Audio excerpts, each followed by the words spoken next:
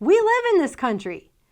That's the thing about it, is we actually live here. The stuff on this paper, I didn't make this stuff up. I went and found this stuff in the news. That's the stuff that's actually going on in the country that we live in. I don't know what else to say. I'm Melissa Dykes. Welcome to Truthstream News Episode 3. And I apologize, I was just laughing. What if I told you that every moment you've been alive, you've been trapped in a box? A form of control, a virtual prison. You can't see, taste, smell, touch, or hear. What is the key? How would you break free? How?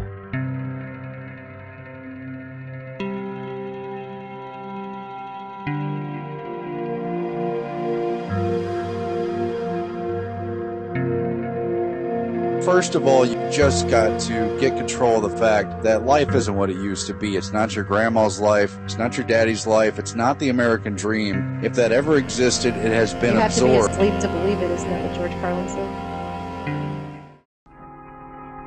And now, this week, in the creeping horror. This week in the creeping horror, the Federal Trade Commission has brought a civil complaint against a single family running 4 breast cancer charities for bilking some $187 million out of donors in charity funds and using it to buy their own personal crap between 2008 and 2012, begging the question whether or not cancer should be reevaluated and the definition changed to these people. The charities include the Breast Cancer Society, the Cancer Fund of America, Cancer Support Services, and the Children's Cancer Fund of America. They spent this money on things like cruises and Victoria's Secret lingerie and cars. I guess all the while laughing all the way to the bank at people dying of cancer. Cancer is 1 in 2 for men and 1 in 3 for women in this country, and it's rising astronomically for children. And any meaningful cures have long ago been suppressed by the allopathic medicine system and the pharmaceutical industrial complex, which would rather go ahead and keep ripping things out of you and filling you full of chemicals than to actually find or give you the cure, because what are they going to do? Cure themselves out of $187 million to spend on Victoria's Secret bras? Are they going to cure themselves out of a job? Hey guys, don't you feel freaking amazing when you buy a product with a pink ribbon on it? Well, don't. But aren't you contributing to the fight against cancer? You're not. Through Walks for Breast Cancer and Pink Ribbon product sales, one organization has raised over $500 million. Million! Can you imagine the impact that's had on breast cancer research? Well, no, you can't, because it hasn't really done much. But hey, let's keep putting pink ribbons all over everything and running for the cure. Hey, by the way, where's the run for the cause? Oh, speaking of, I think we actually have some secret behind-the-scenes footage that's never before been seen that was found inside of one of the foundation's vaults. Can we go ahead and play that?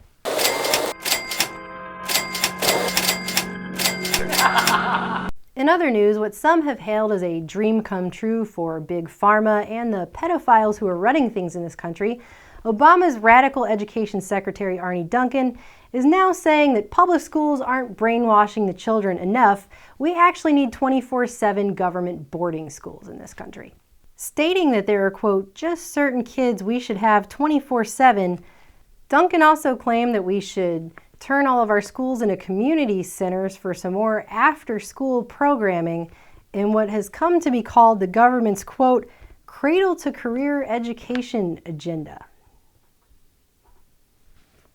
This is the same guy who gave a speech to the United Nations Educational, Scientific, and Cultural Organization, UNESCO, about his vision for education reform in the United States, during which he quoted Nelson Mandela in saying, "Education is the most powerful weapon which you can use to change the world."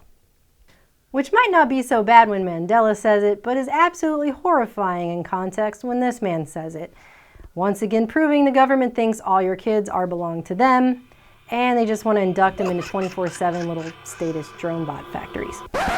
As part of his everyday regime, Michael Shaw enters this home health center. He lies for perhaps 15 seconds on a kind of medical couch. His weight, temperature, pulse, respiration, blood pressure, and electrocardiogram are routinely recorded.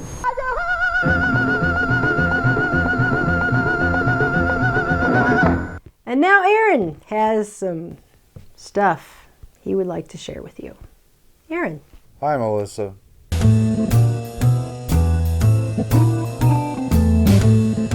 In the society of the spectacle, the screen is the site of that remoteness, providing both the illusion of involvement and the illusion of control.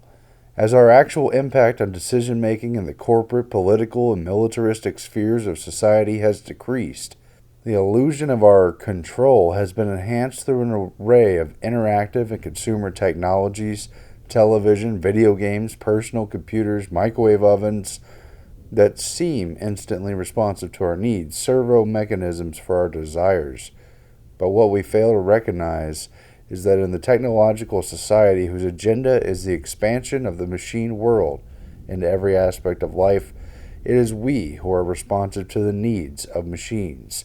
It is we who are being made into servo mechanisms of the technologies, each of which perpetuates the mind, body, spirit, matter dichotomies that have been central to the dominant ideology. Back to you, Melissa.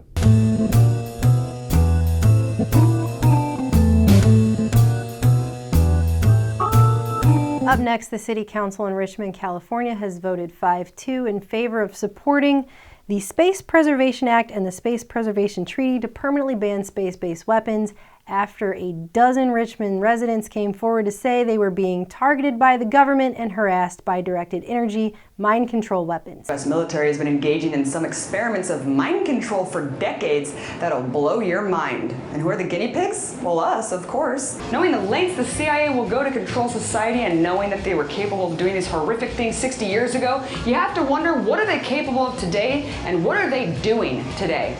Everyone needs to realize that's the point that we're at in this country, that there are so many people now who feel that they're being gang stalked and electronically harassed and targeted by minions of our government in some horrible science experiment from hell or whatever DARPA nightmare is going on here, that city councils are having to take up resolutions to try and ban this kind of thing from happening, as if our government's going to listen or do anything about it. On an aside, I just want to point out the fact that I wrote an article about this up at Truthstream Media, and when I put it up, we got 17 comments from people also claiming they are going through similar experiences.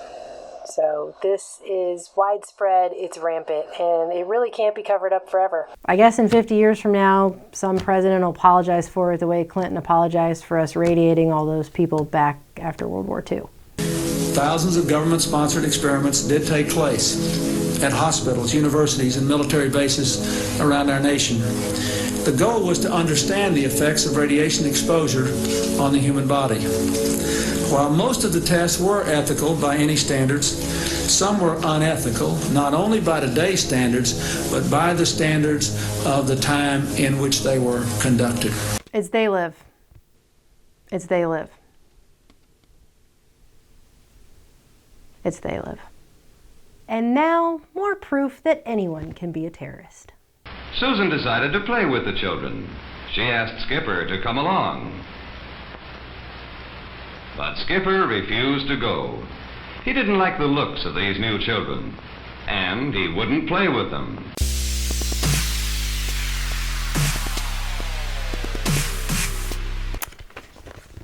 It really is they live, I'm not kidding.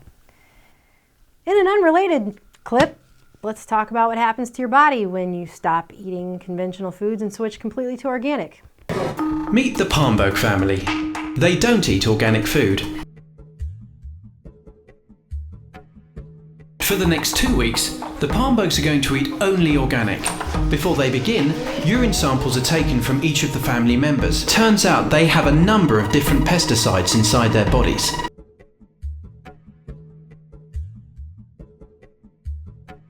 Everything in the kitchen is replaced, and they begin eating only organic.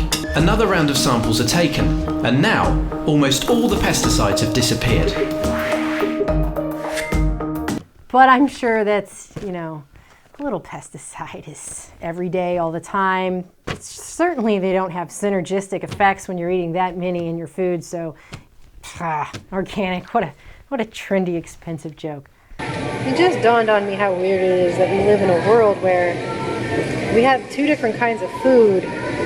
One of those kinds was probably grown using a whole bunch of synthetic chemicals that can make you sick and accumulate over time, and the other one is organic and hopefully doesn't have that, and the whole reason you buy it is because you're hoping not to poison yourself. We live in a world where we have to pay more money to not be poisoned. How screwed up is that? Remember the case of the baby who suffered severe physical trauma and nearly died when a SWAT team conducted a no-knock raid at 2 a.m. on the wrong house and threw a flashbang grenade in his crib?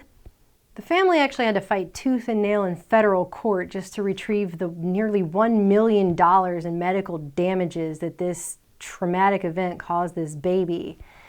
And now it's come out that the Sheriff's Department involved, the Habersham County Sheriff's Department, has actually sunk so unbelievably low as to argue in legal documents that it was actually the baby's fault that he almost burned his own face off, because the baby failed to, quote, avoid the consequences of the SWAT raid. According to William Norman Grigg from Pro Libertate blog, who sifted through the legalese and the documents filed by the Sheriff's Department in response to the lawsuit, quote, the act of sleeping in a room about to be breached by a SWAT team constituted criminal conduct on the part of the infant. Apparently by merely being in the room and not being psychic, the nearly year-and-a-half-old baby brought this upon himself, as do we all for living in police state America. And the SWAT team who raided a house on a completely bogus tip without doing any of their own homework or investigation whatsoever, all because of a $50 drug transaction, well, they're completely legally blameless. Welcome to the police state, where it's the ultimate blaming the victim. I mean, I guess if these people, had a dog, I guess they should be lucky they didn't have a dog, because if they had a dog, the dog would probably be dead right now, and the police probably would have blamed the dog for shooting itself. Horrible minions of the state do to us is our fault for not getting out of the way while they bumble around and act like morons who fail to even know how to do their basic job. I mean, I feel like I do more police work when I watch an episode of The X-Files and figure out the ending 15 minutes through, and these guys can't even figure out they're going to the wrong house. I mean, how much detective work are they doing? I mean, we live in a country with the Patriot Act. I mean, they can obviously spy on people with stingray devices. They still didn't know they were going to the wrong house, and that a baby lived there, and there was a crib, and then they flashbang. I mean, in other news, a Google patent has just been released for creepy new Google toys that come with microphones, cameras, and other spy devices that spy on your child, respond to your child's social cues, and then control smart devices in your home. And if you think that's creepy enough, then you probably shouldn't look at the drawings that came with the patent.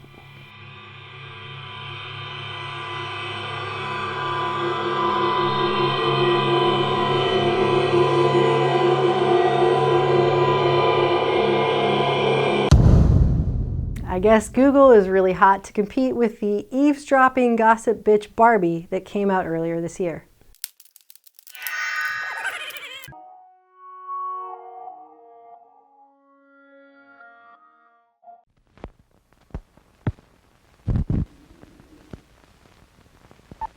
The other day, Melissa raised a good point.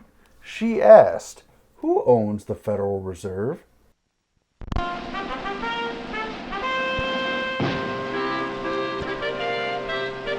To find out, we went straight to the source, knowing that sources are a great place to find straightforward answers to important questions. Here we are, on the federalreserve.gov. Who owns the Federal Reserve? Right here, the Federal Reserve System fulfills its public mission as an independent entity within government. It is not owned by anyone and not a private profit-making institution. However, it's considered an independent central bank because its monetary policy decisions do not have to be approved by the president or anyone else. Not owned by anyone? Do explain, we demanded of the source. There is some oversight But the Federal Reserve can be more accurately described as independent within government rather than independent of government. Independent within government rather than independent of government? That's confusing. I agree, said Mel. First of all, the Federal Reserve is an independent agency. There is no other agency of government which can overrule actions that we take. What should be the proper relationship between a chairman of the Fed and a president of the United States? What the relationships are don't frankly matter. The 12 Federal Reserve banks, according to federalreserve.gov, are organized similarly to private corporations, possibly leading to some confusion about ownership.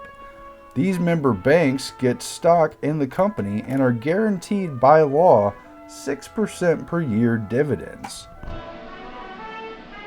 Louis McFadden, chairman of the House Banking and Currency Committee back in the 1930s, put it a little bit differently. Quote, "Some people think the Federal Reserve banks are United States government institutions. They are private monopolies which prey upon the people of these United States for the benefit of themselves, foreign and domestic speculators, and rich and predatory moneylenders." Unchecked power, just like no founding father wanted ever. You know, thinking about who owns the Federal Reserve but doesn't own it makes me kind of pissed off. That's when Melissa nodded and said, yes, but it's better to be pissed off than pissed on. With the question of who owns the Fed so murky, perhaps the better question is, who owns you?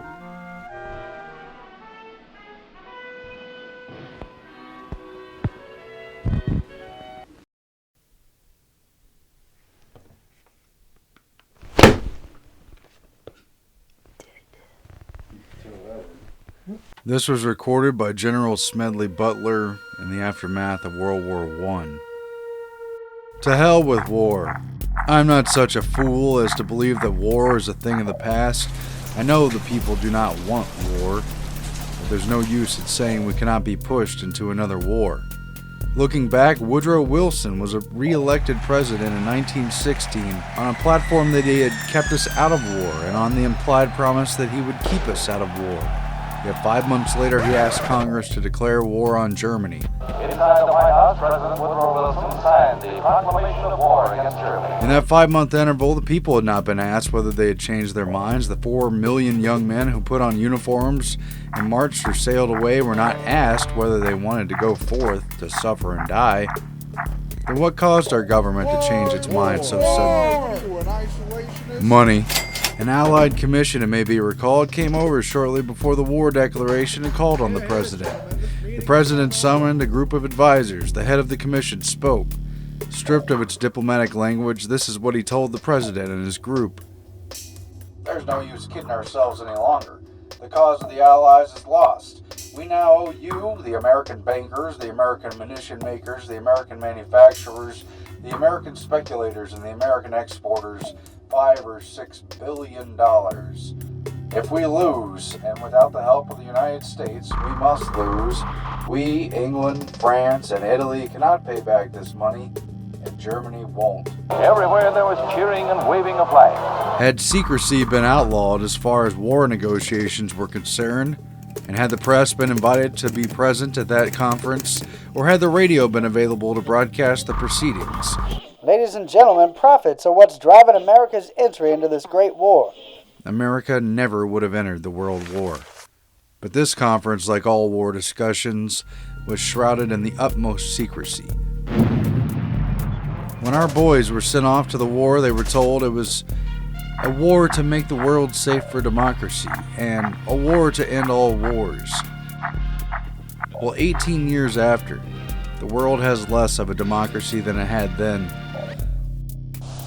I appeared before the Congressional Committee, the highest representation of the American people, under subpoena to tell what I knew of activities which I believe might lead to an attempt to set up a fascist dictatorship.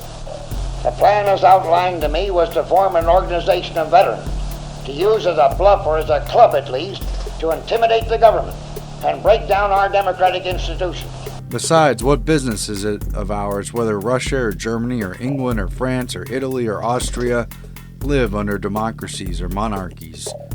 Whether they are fascist or communist, our problem is to preserve our own democracy. And very little, if anything, has been accomplished to assure us that the World War was really the war to end all wars. Hindsight or cynicism might make us smile at the thought that this war was sometimes called a great adventure. Yes, we have had disarmament conferences and limitations of arms conferences. They don't mean a thing. The professional soldiers and sailors don't want to disarm. No admiral wants to be without a ship. No general wants to be without a command. Both mean men without jobs. They are not for disarmament. They cannot be for limitation of arms. And at all these conferences, lurking in the background but all powerful, just the same are the sinister agents of those who profit by war.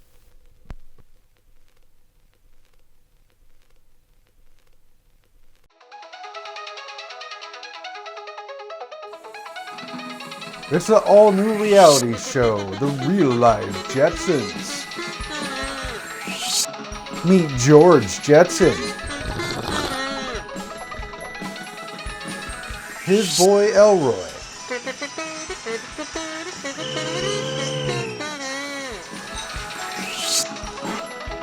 daughter Judy,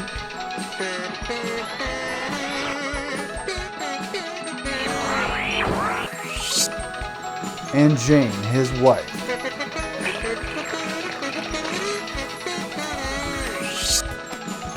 Be there for all the drama.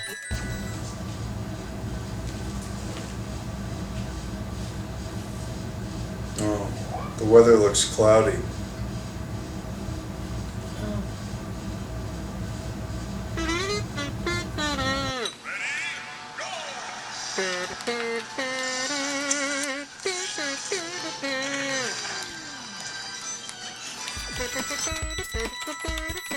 And all the laughs.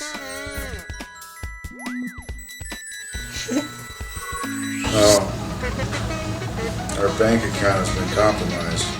The trendy technological future is here. And it's super exciting.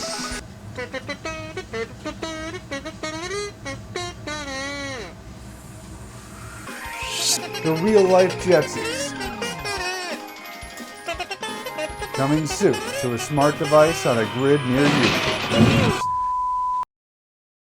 The documentary film Survival of Spaceship Earth, released in 1972, was the concept for an entire shift of civilization. Program of action that is really without precedent. To fall on its own sword and blame itself for the benefit of a handful of elites. Growth within acceptable environmental limits. And set the stage for the 1972 United Nations Earth Summit and UN programs of the future. Now, for the first time in the history of man, an international movement is underway. This building and the world's representatives hold the solution. Financed by and starring John D. Rockefeller III. President Nixon established the Commission on Population Growth. The chairman is John D. Rockefeller III. The nation should welcome and plan for a stabilized population. It was the new era of population control and eugenics. We should invite fewer people to be born. Using resources as the primary basis for human restriction. Control of the technological enterprise is just as important as control of population. It took advantage of numerous bought-out Hollywood actors and personalities, including a Golden Girl. Bunched together like that, and I missed it.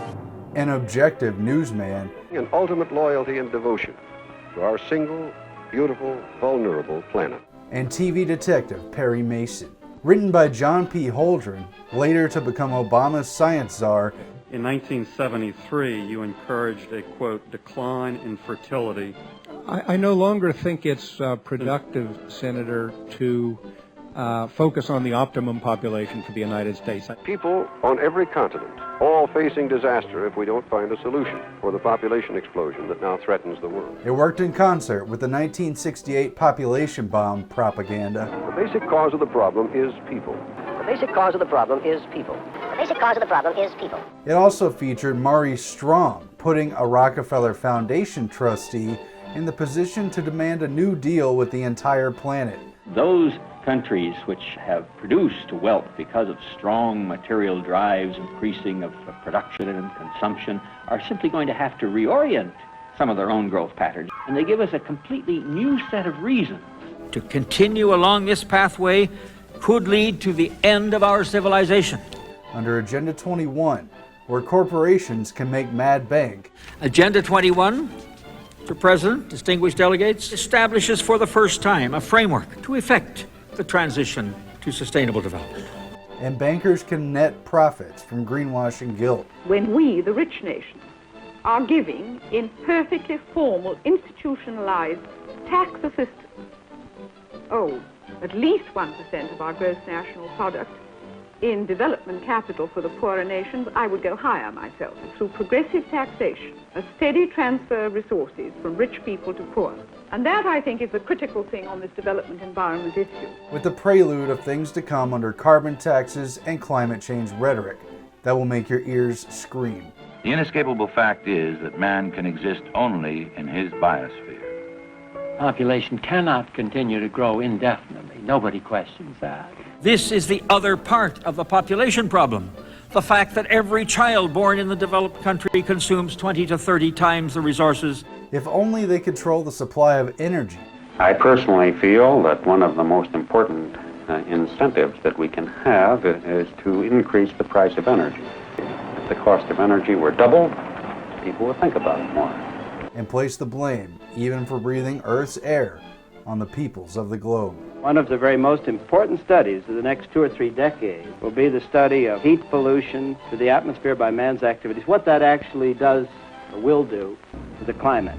Less is more, apparently, for the captains of Spaceship Earth, fueled by false information on peak oil, overpopulation, and the limits to growth. Millions of people now realize for the first time that there are limits to growth, and that the planet is limited to what it can do and to the number of people it can serve. Elite captain planets of the world's most controlling regime are curtailing who can have babies, who can pursue development, and ultimately who can be free and prosperous.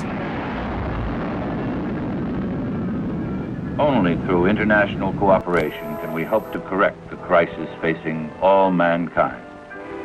Nationalistic loyalties must become secondary to our allegiance to Earth. Secondary to our allegiance to Earth. Though it is pure propaganda, the survival of Spaceship Earth is supposed to be at the expense of you. Is it not the time now to cure the disease that we ourselves have created? Now you know. The answer is in our own hands. In your hands.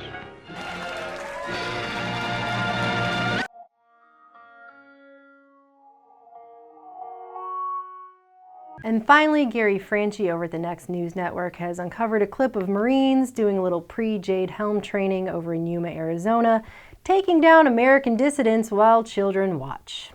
This footage is probably the most shocking documentation of FEMA camp roundup training to date. Children used alongside actors in a bloody confrontation on American soil. Shot by the Department of Defense by Sergeant Daniel D. Ujampa, this compounds the amount of official footage being released by the Department of Defense documenting their martial law training for the public to see and accept. So next time the military-industrial complex and its minions over there in Congress try to reassure you and your family that the Jade Helm training going on this summer is strictly for overseas action, just remember they are absolutely 110% lying through their murderous, barbarous, disgusting, blood-stained, soulless, blackened, halitosis-infested little teeth. This is reality and we live in it. I feel like I need to go do LSD so that things can be normal, 'cause they're not. What?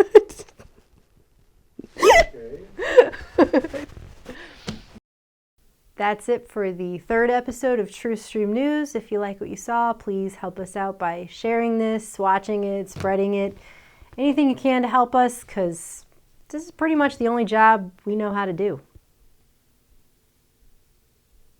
And we need all the help we can get.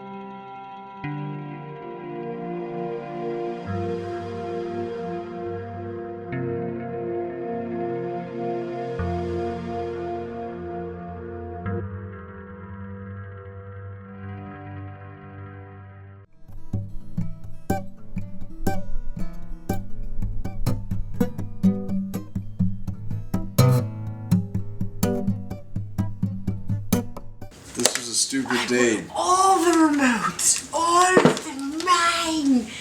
Mine! If you see the blue monkey and he has a Google logo on his forehead, he's probably controlling your thermostat for the United Nations.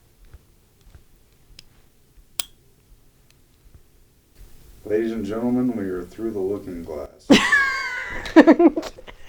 All right, I'm done.